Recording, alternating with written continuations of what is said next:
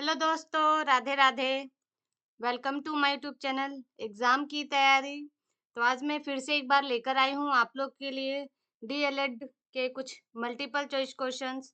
जैसा कि मैं पिछले वीडियोस में बता चुकी हूँ कि इसके क्या है, एग्ज़ाम्स आने वाले हैं। तो कुछ बच्चों ने कमेंट किया था इसके ऊपर वीडियो बनाने के लिए, तो ये वीडियो नंबर 2 है। तो सबसे पहले मैं बताना चाहूँगी, ये जो डीएलएड की फुल फॉर्म है क्या होती है? Diploma in elementary education. D से डिप्लोमा, और ये जो ईएल है इसका मतलब हो गया एलिमेंट्री, और ईडी मतलब education. Diploma in elementary education. और जो डीएलएड के स्टूडेंट होंगे उन्हें तो इसके बारे में पता होगा, लेकिन कुछ ऐसे हैं जो नॉलेज के लिए वीडियो देखते हैं, तो मैं उनके लिए बता रही हूँ। ये क्या है, 2 वर्ष का कोर्स होता है। 2 साल का ये कोर्स होता है। जिसे क्या है, जिसमें क्या है, जिस स्कूलों में क्या है, प्राथमिक और उच्च प्राथमिक जो स्तर के स्कूल होते हैं, जैसे क्लास 1 से लेके 8 तक जो स्कूल्स होते हैं, उनको पढ़ाने के लिए जो शिक्षकों को तैयारी करवाई जाती है, वो इसी से करवाई जाती है। तो आइए शुरुआत करते हैं आज की वीडियो क्वेश्चन नंबर 1 से। क्वेश्चन नंबर 1 में क्या बोला है? रचनावाद का मुख्य आधार क्या है? ऑप्शन ए है शिक्षक का ज्ञान, ऑप्शन बी है पाठ्य पुस्तक, ऑप्शन सी है विद्यार्थी का अनुभव, ऑप्शन डी है परीक्षा प्रणाली। जो रचनावाद है उसका मुख्य आधार क्या है? तो इसका राइट आंसर ऑप्शन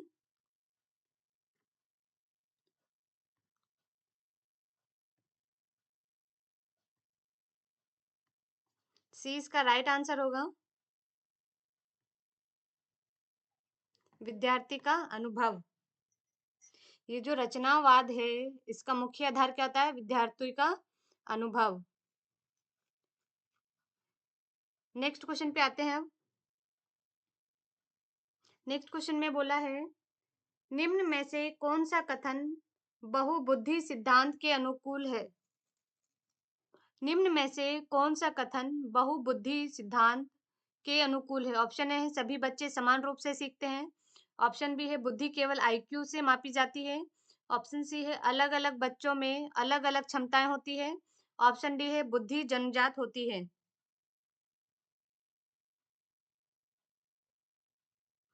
कौन सा कथन जो है वो बहुबुद्धि सिद्धांत के अनुकूल है? तो क्या होगा इसका राइट आंसर? ऑप्शन सी इसका राइट आंसर होगा। जो अलग-अलग बच्चे होते हैं उनमें क्या होती है, अलग-अलग सीखने की क्षमताएं होती है।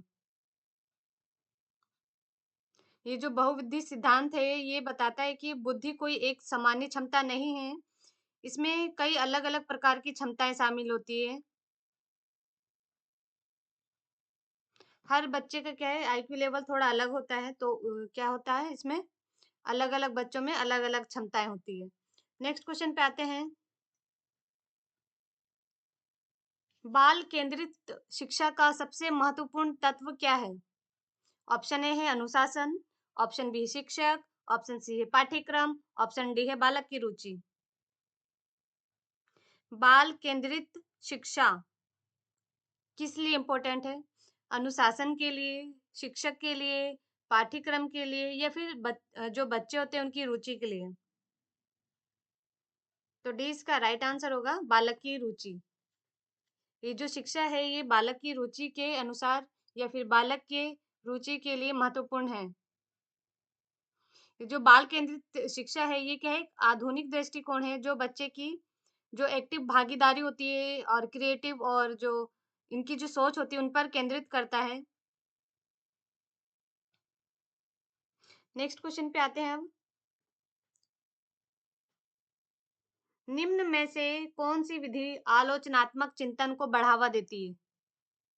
निम्न में से कौन सी विधि आलोचनात्मक चिंतन को बढ़ावा देती है? ऑप्शन ए है व्याख्यान विधि, ऑप्शन बी है रटने की विधि, ऑप्शन सी है समस्या समाधान विधि, ऑप्शन डी है प्रश्नोत्तर विधि।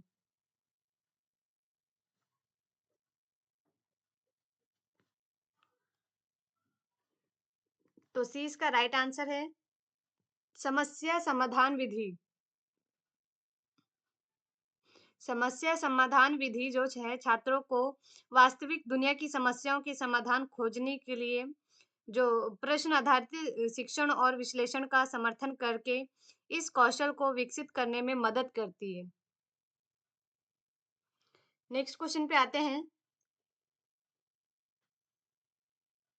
सतत एवं व्यापक मूल्यांकन यानी सीसीई का मुख्य उद्देश्य क्या है? सतत एवं व्यापक मूल्यांकन का मुख्य उद्देश्य क्या है?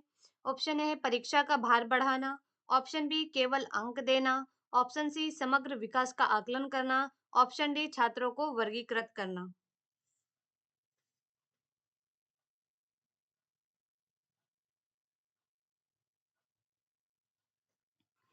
सी इसका राइट आंसर है। सतत एवं व्यापक मूल्यांकन यानी जो सीसीई है, उसका मुख्य उद्देश्य क्या होता है? समग्र विकास का आकलन करना। नेक्स्ट क्वेश्चन पे अब आते हैं। समावेशी शिक्षा यानी इंक्लूसिव जो एजुकेशन है, उसका क्या मतलब है, क्या अर्थ है? ऑप्शन ए है केवल सामान्य बच्चों की शिक्षा, ऑप्शन बी है केवल दिव्यांग बच्चों की शिक्षा, ऑप्शन सी है सभी बच्चों की समान कक्षा में शिक्षा, ऑप्शन डी है विशेष विद्यालयों की स्थापना। तो समावेशी शिक्षा जो है उसका क्या मतलब है? इंक्लूसिव एजुकेशन क्या है? तो इसका भी आंसर क्या होगा? सी सभी बच्चों की समान कक्षा में शिक्षा। यानी ऐसा नहीं कि जो दिव्यांग बच्चे हैं उन्हें अलग से शिक्षा दी जाएगी, मतलब उन्हें थोड़ा ज्यादा हाई लेवल या कुछ वैसा पढ़ाया जाएगा, या जो विशेष विद्यालयों की स्थापना है, या ये मतलब ये सारे आंसर गलत हैं। सभी बच्चों की समान कक्षा में समान शिक्षा दी जाएगी। समावेशी शिक्षा का क्या अर्थ है? सभी बच्चों की समान कक्षा में समान शिक्षा। नेक्स्ट क्वेश्चन पे आते हैं। ब्लूम के टैक्सोनॉमी में उच्चतर स्तर कौन सा है? ऑप्शन ए है ज्ञान, ऑप्शन बी है समझ, ऑप्शन सी है विश्लेषण, ऑप्शन डी सृजन।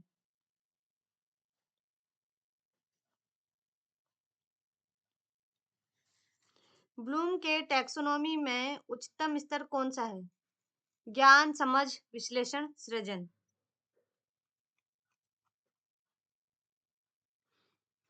तो डी इसका राइट आंसर है सृजन। डी क्या होगा? इसका राइट आंसर होगा सृजन। इसमें क्या है? नए विचारों को उत्पन्न करना या फिर मौलिक कार्य विकसित करना शामिल होता है। और ये जो स्तर है, ये पद्मानुक्रम में सबसे ऊपर है। क्या होता है? ये सबसे ऊपर इसको रखा जाता है, जिसके नीचे क्या आता है? नॉलेज, समझ, एप्लीकेशन, एनालिसिस, एवोल्यूशन, ये सारी चीजें इसके नीचे आती है, लेकिन ये जो है सृजन, ये सबसे ऊपर इसको रखा गया है। उच्चतम स्तर पे कौन है? सृजन है। और अगर सेकंड नंबर पे बात की जाए तो नॉलेज है यानी समझ है। तीसरे नंबर पे क्या है? अनुप्रयोग है। और चौथे नंबर पे क्या है? एनालिसिस है। और पांचवें नंबर पे है इवोल्यूशन। ये मैंने सीक्वेंस में बता दिया है। हो सकता है एग्जाम में इसमें उच्चतम पूछा हुआ है और एग्जाम में निम्नतम आ जाए, तो क्या होगा उसमें आंसर? इवोल्यूशन होगा। ये उच्चतम है। अगर न्यूनतम पूछे यानी नीचे सबसे नीचे वाला पूछे तो इवोल्यूशन यानी मूल्यांकन हमें टिक करके आना है एग्जाम में। नेक्स्ट क्वेश्चन पे अब आते हैं। शिक्षण अधिगम प्रक्रिया में प्रेरणा का कार्य है। ये जो शिक्षण अधिगम है प्रक्रिया में प्रेरणा का, कौन सी प्रेरणा शामिल है? दंड देना, व्यवहार बदलना, सीखने की इच्छा उत्पन्न करना, या फिर पाठ याद कराना।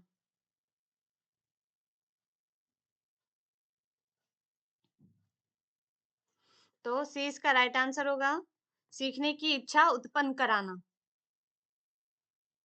शिक्षण अधिगम जो प्रक्रिया है, प्रोसेस है, उसमें किस टाइप की प्रेरणा दी जाती है?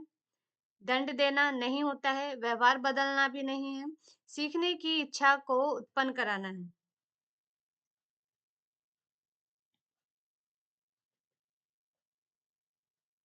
जिसे किसी भी कार्य को सीखने, उसमें रुचि पैदा करने और गति को क्या है? कंटिन्यू रुचि बनाए रखने के लिए क्या किस चीज़ की ज़रूरत पड़ती है? मोटिवेशन की, प्रेरणा की ज़रूरत पड़ती है। उसी को क्या है उसी तरह से शिक्षा को क्या है अधिगम या फिर अच्छा बनाया जाता है। नेक्स्ट क्वेश्चन पे आते हैं हम। राष्ट्रीय शिक्षा नीति 2020 में प्राथमिक स्तर की शिक्षा किस आयु वर्ग के लिए है? ऑप्शन ए है 3 से 8 वर्ष, ऑप्शन बी 6 से 11 वर्ष, ऑप्शन सी 8 से 14 वर्ष, ऑप्शन डी 3 से 14 वर्ष।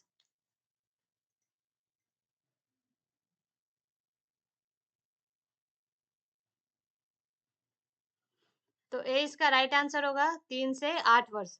जो राष्ट्रीय शिक्षा नीति है 2020 के अनुसार उसमें प्राथमिक स्तर की जो शिक्षा है वो 3 से 8 वर्ष के जो बच्चे होते हैं उनके लिए है।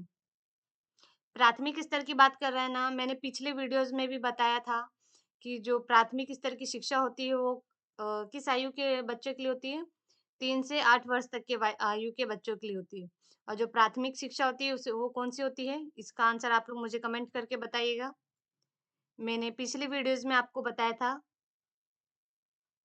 जो प्राथमिक शिक्षा है कौन-सी क्लास से कौन-सी क्लास तक के बच्चों की जो पढ़ाई होती है उसे प्राथमिक शिक्षा कहते हैं।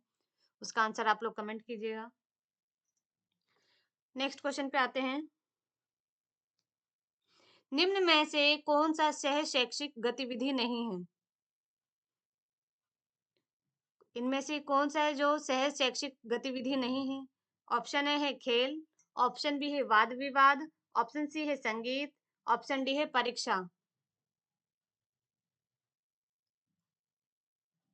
यहाँ पे गतिविधि की बात कर रहा है ना, तो गतिविधि में क्या है? डी इसका राइट आंसर होगा परीक्षा। ये जो सह शैक्षिक गतिविधि है उनमें ये सारे शामिल होते हैं किसको छोड़ के? परीक्षा को छोड़ के। जैसे कि और भी चीज़ें गतिविधि में शामिल होती है जैसे कि खेल, संगीत, नृत्य, वाद-विवाद और जो कला होती है, हस्तकला होती है, ये सारी आदि चीज़ें क्या हैं? सह शैक्षिक गतिविधि में शामिल होती है। लेकिन यहाँ पे क्या बोला है जो गतिविधि में शामिल नहीं है वो क्या है? परीक्षा। परीक्षा क्या है? ये क्या है? एक मूल्यांकन प्रक्रिया है। मतलब पढ़ने के बाद उसका मूल्यांकन किया जाता है एग्ज़ाम के थ्रू, परीक्षा के थ्रू कि बच्चे में कितना चेंजेस है, कुछ बच्चों को आता है या नहीं आता है। तो ये गतिविधि में शामिल नहीं होगा। ये क्या है? गतिविधि का भाग नहीं है। नेक्स्ट क्वेश्चन पे आते हैं अब। सीखने में स्थानांतरण यानी ट्रांसफर ऑफ लर्निंग का क्या मतलब है? सीखने में स्थानांतरण का क्या अर्थ है? ऑप्शन ए है याद करना, ऑप्शन बी पुराने ज्ञान का नए संदर्भ में प्रयोग करना, ऑप्शन सी है रटना, ऑप्शन डी है भूल जाना। सीखने का क्या मतलब होता है?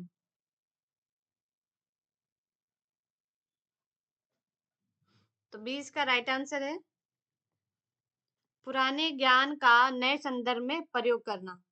ये जो ट्रांसफर ऑफ लर्निंग है उसका मतलब है पुराने ज्ञान का नए संदर्भ में प्रयोग करना।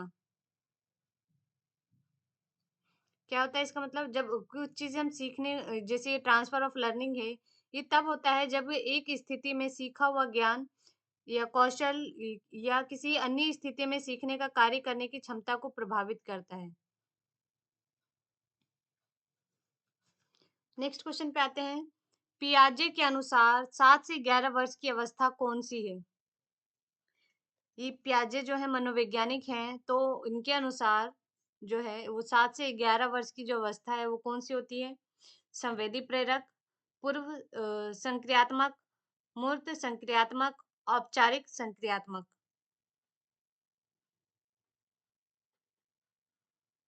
क्या होगा इसका राइट आंसर?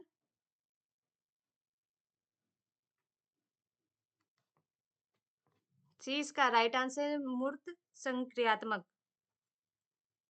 जीन पियाजे के अनुसार जो 7 से 11 वर्ष की आयु के जो बीच के बच्चे होते हैं उन्हें संक्रियात्मक अवस्था कहा जाता है। इस अवस्था में बच्चे क्या है तार्किक रूप से सोचना शुरू करते हैं, लेकिन आमतौर पर केवल ये मूर्त वस्तुओं और घटनाओं के बारे में ही ऐसा सोचते हैं।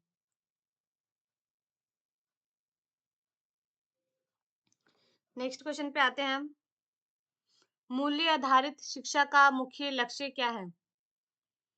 मूल्य आधारित शिक्षा का मुख्य लक्ष्य क्या है? ऑप्शन ए है रोजगार, ऑप्शन बी है अंक, ऑप्शन सी है चरित्र निर्माण, ऑप्शन डी है प्रतिस्पर्धा। प्रतिस्पर्धा यानी कंपटीशन।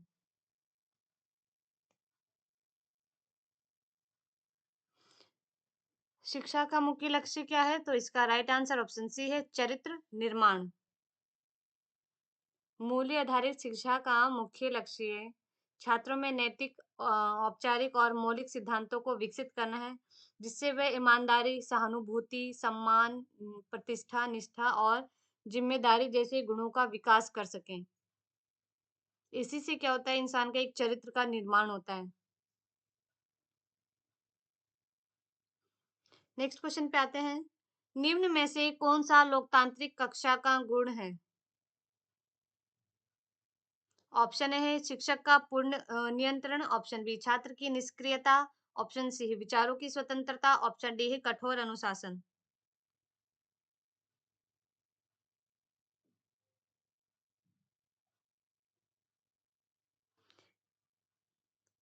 तो इसका राइट आंसर ऑप्शन सी है विचारों की स्वतंत्रता। नेक्स्ट क्वेश्चन पे अब आते हैं। अधिगम अक्षमता का संबंध किससे है? अधिगम क्षमता जो है लर्निंग डिसेबिलिटी है, उसका संबंध किससे है? बुद्धि से, व्यवहार से, सीखने की प्रक्रिया से या मानसिक रोग से?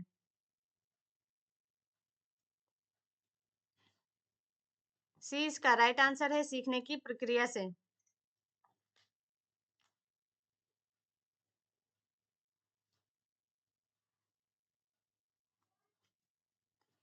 नेक्स्ट क्वेश्चन पे आते हैं। प्रभावी शिक्षण का सबसे बड़ा संकेतक क्या है? शोर रहित कक्षा, पूर्ण पाठ्यक्रम, विद्यार्थी की सक्रिय भागीदारी, नोट्स की मात्रा।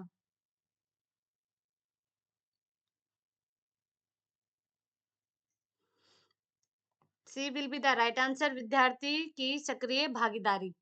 ये जो प्रभावी शिक्षा है उसका सबसे बड़ा संकेत क्या होता है? किससे पता चलेगा कि जो शिक्षा है वो प्रभावी है, इफेक्टिव है? तो किससे? विद्यार्थी की जो क्लास में रोल है उसी से, यानी विद्यार्थी की सक्रिय भागीदारी से प्रभावी शिक्षण का पता चलेगा। नेक्स्ट क्वेश्चन पे आते हैं। निम्न में से कौन सा नैतिक विकास से संबंधित है? नैतिक विकास से संबंधित क्या है? कोहलबर्ग, पियाजे, थॉर्नडाइक, स्किनर, ये सारे क्या है? मनोवैज्ञानिक हैं। तो कौन से मनोवैज्ञानिक हैं जो नैतिक विकास से संबंधित हैं?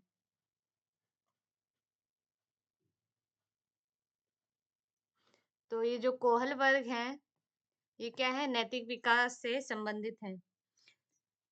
नेक्स्ट क्वेश्चन पे आते हैं। बाल मनोविज्ञान का मुख्य उद्देश्य क्या है? बाल मनोविज्ञान का मुख्य उद्देश्य क्या है? ऑप्शन ए है बालक को दंड देना, ऑप्शन बी है बाल व्यवहार को समझना, ऑप्शन सी है परीक्षा लेना, ऑप्शन डी है पाठ्यक्रम बनाना। तो जो बाल मनोवैज्ञानिक का मुख्य उद्देश्य है वो है बाल व्यवहार को समझना। बाल व्यवहार को समझना ही बाल मनोविज्ञान का मेन उद्देश्य है। नेक्स्ट क्वेश्चन पे आते हैं। सीखने की गति सबसे अधिक किस पर निर्भर करती है? जो सीखने की गति होती है वो सबसे अधिक किस पर निर्भर करती है? किस पे डिपेंड करती है? शिक्षक पे, विद्यालय पे, बुद्धि एवं प्रेरणा पे या फिर पाठ्य पुस्तक पे? तो सी इसका राइट आंसर होगा बुद्धि एवं प्रेरणा पे। जो सीखने की गति है वो सबसे अधिक जो बच्चे की बुद्धि है और जो मोटिवेशन है उस पर निर्भर करता है।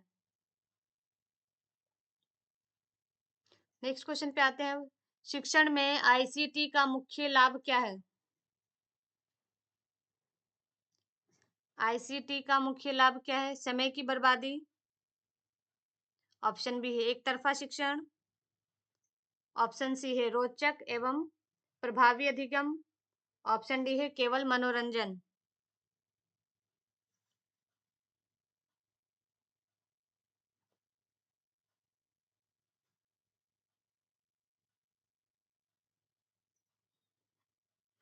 सी इसका राइट आंसर होगा रोचक एवं प्रभावी अधिगम। शिक्षण में आईसीटी जो है उसका मुख्य लाभ क्या है? रोचक एवं प्रभावी अधिगम। और अगर किसी को शॉर्ट फुल फॉर्म जाननी है तो मैं पिछली वीडियोस में मैंने जो डीएल ईडी में क्वेश्चंस आते हैं कुछ शॉर्ट फॉर्म्स बीच बीच में, तो उसके मैं फुल फॉर्म बता चुकी हूँ, तो मेरी प्रीवियस वीडियो जाकर देखें एग्जाम की तैयारी के चैनल पर। नेक्स्ट क्वेश्चन पे क्या बोला है? अधिगम को स्थायी बनाने में सबसे अधिक सहायक है। क्वेश्चन नंबर 21 में है अधिगम को स्थायी बनाने में सबसे अधिक सहायक क्या है? ऑप्शन ए है पुनरावृत्ति, ऑप्शन बी है रटन, ऑप्शन सी है अनुभव आधारित सीख, ऑप्शन डी है दंड।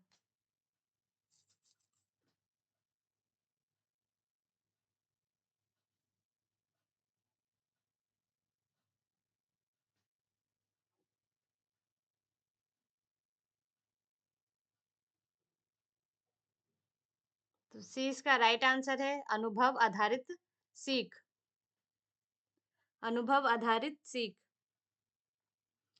नेक्स्ट क्वेश्चन पे आते हैं निम्न में से कौन सा कथन सही है? इनमें कथन दिए हुए हैं इन ऑप्शंस में, तो बताना है कौन सा कथन सही है। ऑप्शन ए है सीखना केवल विद्यालय में होता है, ऑप्शन बी है सीखना एक निरंतर प्रक्रिया है, ऑप्शन सी है सीखना केवल बचपन में होता है, ऑप्शन डी सीखना परीक्षा तक सीमित है।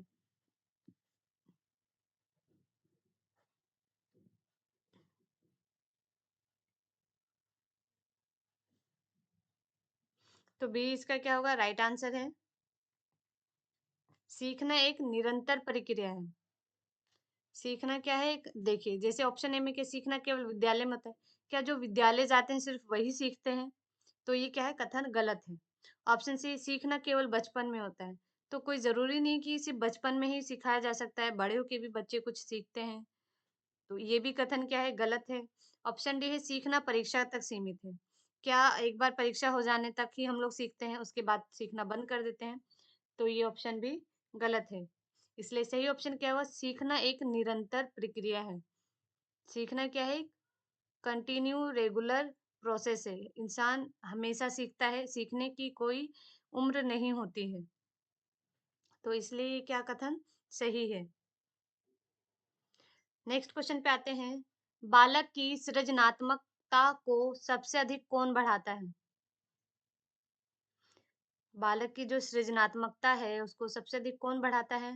ऑप्शन ए है अनुशासन, ऑप्शन बी स्वतंत्र अभिव्यक्ति, ऑप्शन सी गृह कार्य, ऑप्शन डी परीक्षा।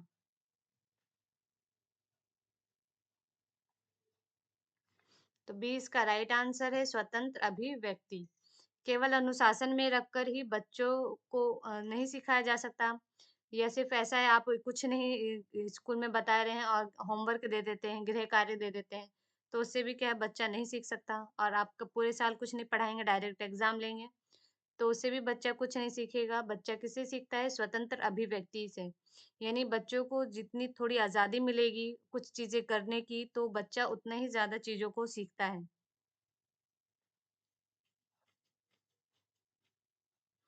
नेक्स्ट क्वेश्चन पे आते हैं शिक्षण अधिगम प्रक्रिया में शिक्षक की भूमिका होनी चाहिए।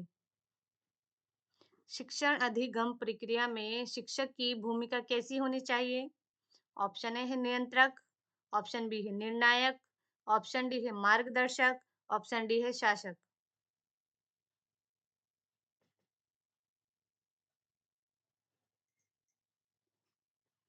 तो सी इसका राइट आंसर है मार्गदर्शक। शिक्षण जो है अधिगम प्रक्रिया है उसमें शिक्षक की जो भूमिका होती है होनी चाहिए, यानी टीचर की जो भूमिका होनी चाहिए वो कैसी होनी चाहिए? मार्गदर्शक, यानी गाइड करने वाला होना चाहिए। टीचर की जो भूमिका है वो कैसी होनी चाहिए? गाइड करने वाली होनी चाहिए। नेक्स्ट क्वेश्चन पे आते हैं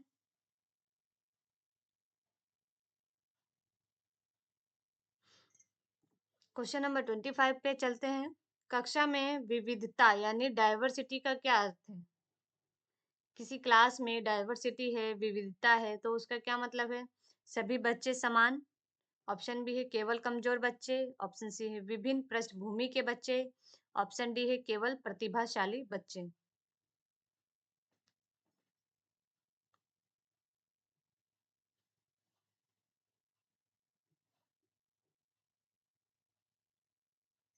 तो सी इसका राइट आंसर है विभिन्न पृष्ठभूमि के बच्चे। यानी अलग-अलग बच्चे जो होते हैं, वो जैसे कक्षा में क्या डाइवर्सिटी, डाइवर्सिटी का मतलब क्या होता है? अलग-अलग, विविधता। तो विभिन्न पृष्ठभूमि के बच्चे। नेक्स्ट क्वेश्चन पे आते हैं। नैदानिक मूल्यांकन यानी डायग्नोस्टिक इवैल्यूएशन का क्या उद्देश्य है? डायग्नोस्टिक इवैल्यूएशन का क्या मतलब है? ऑप्शन ए है अंक देना। ऑप्शन बी है कमजोरी पहचानना।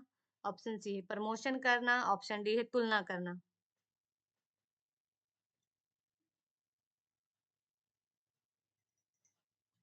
तो बी क्या है इसका राइट आंसर है। ये जो नैदानिक मूल्यांकन है यानी डायग्नोस्टिक इवैल्यूएशन, उसका उद्देश्य क्या होता है? कमजोरी पहचानना। यानी एक क्लास में अलग-अलग टाइप के बच्चे होते हैं, तो हर बच्चे क्या होते हैं? एक्सपर्ट नहीं होते हैं, इंटेलिजेंट नहीं होते हैं, कुछ बच्चे वीक होते हैं। तो उनकी कमजोरी को पहचानना कि वो कहाँ पे उसको सुधारा जा सकता है। तो यही क्या है? डायग्नोस्टिक इवैल्यूएशन है। नेक्स्ट क्वेश्चन पे आते हैं। सीखने में सबसे बड़ी बाधा क्या है? कठिन पाठ्यक्रम। ऑप्शन बी है प्रेरणा की कमी। ऑप्शन सी है विद्यालय। ऑप्शन डी है शिक्षक। कोई बच्चा है किसी चीज को अच्छे से नहीं सीख पा रहा है, तो उसमें सबसे बड़ी बाधा क्या है? उसको क्या करना है? कि उसको पाठ्यक्रम देंगे, कठिन पाठ्यक्रम देंगे और प्रेरणा देंगे उसको, या फिर विद्यालय भेजेंगे, या फिर शिक्षक के थ्रू। तो बी क्या है इसका राइट आंसर है प्रेरणा की कमी। उसको क्या करेंगे? अगर सीखने में सबसे बड़ी बाधा क्या होती है? प्रेरणा में कमी। प्रेरणा यानी मोटिवेशन में कमी। नेक्स्ट क्वेश्चन पे आते हैं अब। बालक का सर्वांगीण विकास संभव है केवल परीक्षा से, केवल अनुशासन से, सह शैक्षिक गतिविधियों से, या फिर दंड से।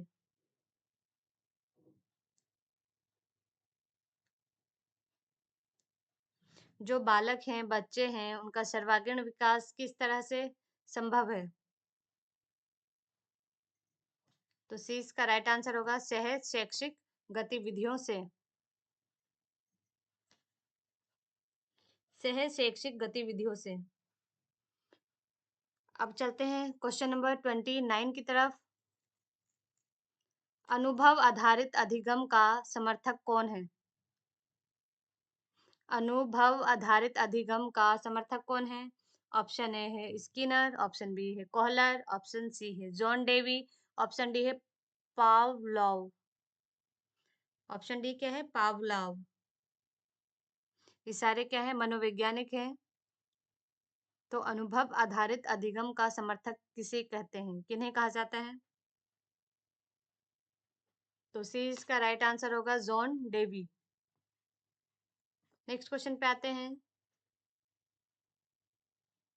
निम्न में से कौन सा शिक्षण सिद्धांत सही है? सरल से कठिन, कठिन से सरल, अमूर्त से मूर्त, या फिर अज्ञात से ज्ञात।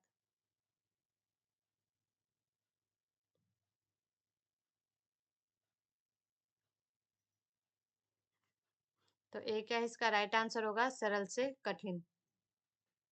किसी भी चीज को क्या है सीखते हैं तो पहले सरल चीजें यानी इजी चीज सीखते हैं, फिर धीरे धीरे हम टफ या थोड़ी हार्ड चीजें क्या है सीखना शुरू करते हैं।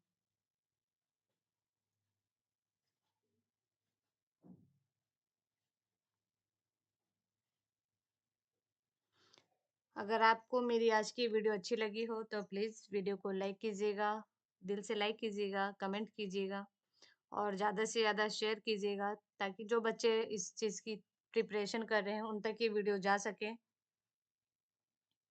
और अगर आप मेरे चैनल पे नए हैं तो प्लीज़ सब्सक्राइब करना ना भूलें और साथ ही साथ बेल आइकन भी प्रेस कर दीजिएगा ताकि मैं कोई भी वीडियो डालूँ तो उसका अपडेट सबसे पहले आपको मिले। और आपको और भी एग्ज़ाम्स हैं जो आने वाले हैं, तो किस टाइप के एग्ज़ाम्स के क्वेश्चन आंसर चाहिए, एमसीक्यूज़ चाहिए, वो मुझे कमेंट करके बता सकते हैं। अभी बिहार में बहुत सारे एग्ज़ाम्स होंगे, जैसे डीएलएड के, नर्सिंग के बहुत सारे एग्ज़ाम होंगे, एसएससी के, एमटीएस, सीजीएल, बहुत सारे एग्ज़ाम हैं।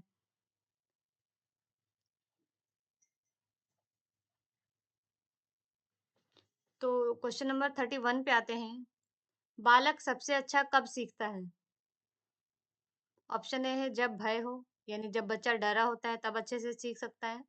ऑप्शन बी है जब रुचि हो, जब बच्चा इंटरेस्टेड है किसी चीज़ में सीखने को, तब बच्चा सीख सकता है। ऑप्शन सी है जब दंड मिले, यानी जब बच्चे को पनिशमेंट दी जाए, तब बच्चा सबसे अच्छा सीखता है। या फिर ऑप्शन डी, जब बच्चा दबाव पर हो। क्या किसी बच्चे को दबाव में रख के कुछ सिखाया जा सकता है?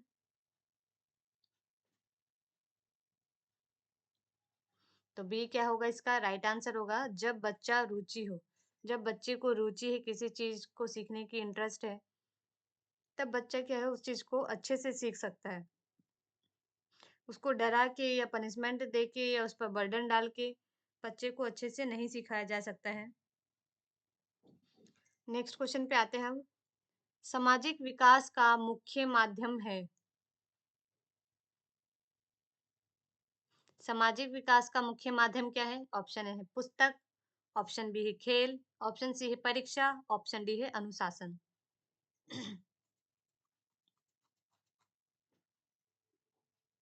सामाजिक विकास का मुख्य माध्यम, इसमें बताना है, तो बी इसका राइट आंसर होगा खेल। जो सामाजिक विकास का मुख्य माध्यम क्या है? खेल है। नेक्स्ट क्वेश्चन पे आते हैं। अधिगम का सबसे अच्छा प्रमाण क्या है? ऑप्शन ए है नोट्स, ऑप्शन बी है व्यवहार में परिवर्तन, ऑप्शन सी है अंक, ऑप्शन डी है उपस्थिति।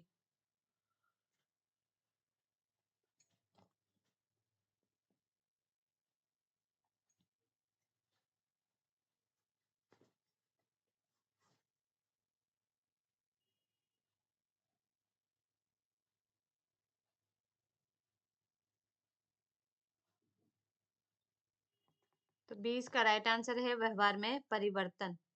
अधिगम का जो सबसे अच्छा प्रमाण है वो क्या है? व्यवहार में परिवर्तन। नेक्स्ट क्वेश्चन पे आते हैं। निम्न में से कौन सा भावात्मक उद्देश्य है?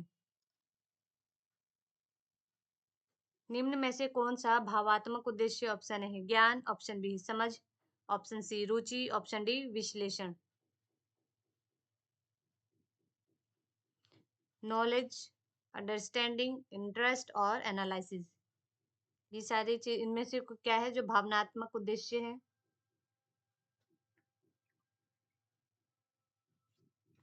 सी। सी क्या है इसका राइट आंसर है रुचि। नेक्स्ट क्वेश्चन पे आते हैं। शिक्षा का अंतिम लक्ष्य क्या है? शिक्षा का जो अंतिम उद्देश्य है, लक्ष्य है, वो क्या है?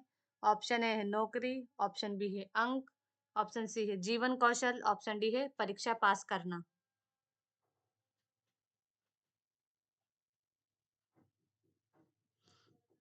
तो सी क्या है इसका राइट आंसर है जीवन कौशल। शिक्षा का अंतिम लक्ष्य ही क्या है? जीवन कौशल। ऐसा नहीं है शिक्षा दिला दे और नौकरी दिला दी, ऐसा भी नहीं है। शिक्षा केवल अंक के लिए नहीं होता है, और या फिर शिक्षा क्या है केवल परीक्षा पास करने के लिए नहीं होती। शिक्षा क्या है एक जीवन कौशल है, यानी हम लाइफ से रिलेटेड लाइफ को, जीवन को अच्छा बनाने के लिए हम शिक्षा लेते हैं। नेक्स्ट क्वेश्चन पे आते हैं। बालक की प्रथम पाठशाला कौन सी है? ऑप्शन ए है विद्यालय, ऑप्शन बी है समाज, ऑप्शन सी परिवार, ऑप्शन डी पुस्तक। बालक की प्रथम पाठशाला कौन सी है?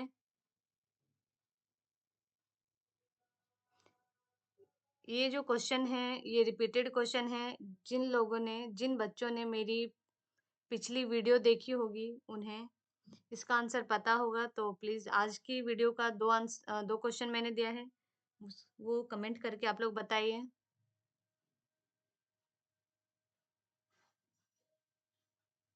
जो बालक की प्रथम पाठशाला है वो कौन सी होती है, कमेंट करके आप लोग को बताना है। तो नेक्स्ट क्वेश्चन पे आ जाते हैं। सीखने में सक्रिय भागीदारी से क्या होता है?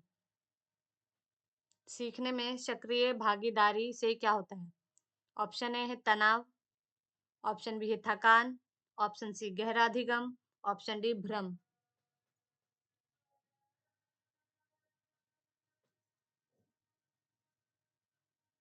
तो सी क्या है इसका राइट आंसर है गहरा अधिगम। सीखने में जो सक्रिय है उसकी भागीदारी से क्या होता है? गहरा अधिगम होता है। नेक्स्ट क्वेश्चन पे आते हैं। शिक्षक को पाठ योजना क्यों बनानी चाहिए?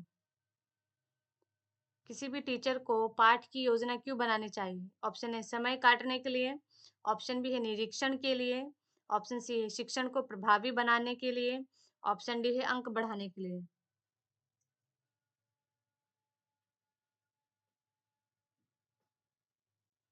तो सी क्या है इसका राइट आंसर होगा शिक्षण को प्रभावी बनाने के लिए पाठ योजना की जाती है। जैसे ऐसा नहीं कि अगर बुक में 4 या 5 पाठ है तो पाँचों एक ही दिन में पढ़ाना है। उसको क्या एक पाठ को 2 दिन, 3 दिन में खत्म करना होता है ताकि बच्चों को अच्छे से समझाया जा सके। इस तरह से पाठ को पढ़ाने के लिए क्या है योजना बनाई जाती है। तो वो योजना क्यों बनाई जाती है? ताकि शिक्षण को प्रभावी बनाया जा सके।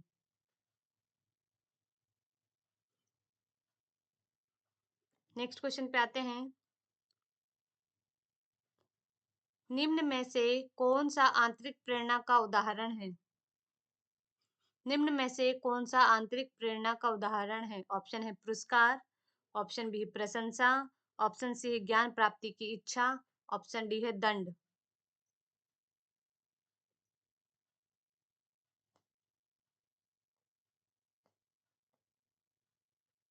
कौन सा है जो आंतरिक प्रेरणा का उदाहरण है, एग्जाम्पल है? निम्न में से कौन सा जो है वो आंतरिक प्रेरणा का एग्जाम्पल है? सी इसका राइट आंसर होगा ज्ञान प्राप्ति की इच्छा। पुरस्कार से क्या है प्रेरणा नहीं मिलती है या फिर किसी की हम तारीफ कर दें और उससे उसको प्रेरणा मिले तो ऐसा जरूरी नहीं है। पनिशमेंट से तो हो ही नहीं सकता। लेकिन क्या है ज्ञान की प्राप्ति की इच्छा अगर होती है तो उससे क्या है वो एक प्रेरणा का एग्जाम्पल हो जाता है।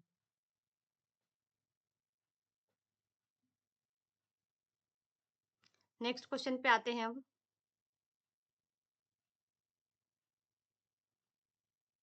नेक्स्ट क्वेश्चन में क्या बोला है?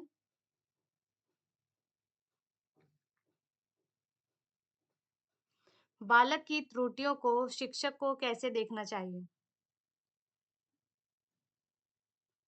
बालक की जो गलती होती है उसको टीचर को कैसे देखना चाहिए? ऑप्शन ए है अपराध के रूप में, ऑप्शन बी है कमजोरी के रूप में, ऑप्शन सी है सीखने के अवसर के रूप में, ऑप्शन डी है दंड के रूप में। अगर कोई बच्चा गलती करता है तो एज अ टीचर क्या देखना चाहिए? किस रूप में देखना चाहिए बच्चों की गलतियों को? कि बच्चे ने अपराध किया है इस रूप में देखना चाहिए, या बच्चा बहुत ज्यादा कमजोर है इस रूप में देखना चाहिए, या सीखने के अवसर के रूप में देखना चाहिए, या फिर दंड के रूप में?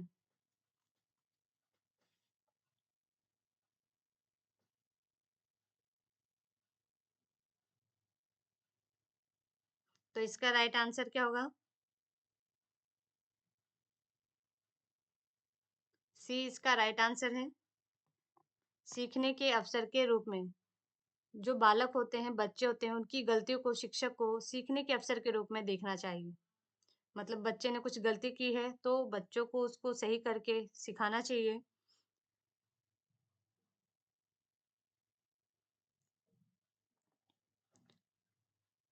तो दोस्तों अगर आपको ये मेरी आज की वीडियो डीएलएड वाली जो क्वेश्चन पसंद आए हों तो प्लीज़ वीडियो को लाइक करें, शेयर करें और चैनल को मेरे चैनल एग्ज़ाम की तैयारी को सब्सक्राइब करना ना भूलें। क्योंकि मैं रोज़ लाती हूँ आप लोग के लिए कुछ सटीक और जो परीक्षा उपयोगी कुछ जीके अपडेट्स, कुछ नर्सिंग के अपडेट्स और कुछ ये कॉम्पिटिटिव एग्ज़ाम्स के अपडेट्स तो मिलते हैं अगले वीडियो में नए टॉपिक के साथ। तब तक के लिए बाय, जय Hind and thanks for watching my videos.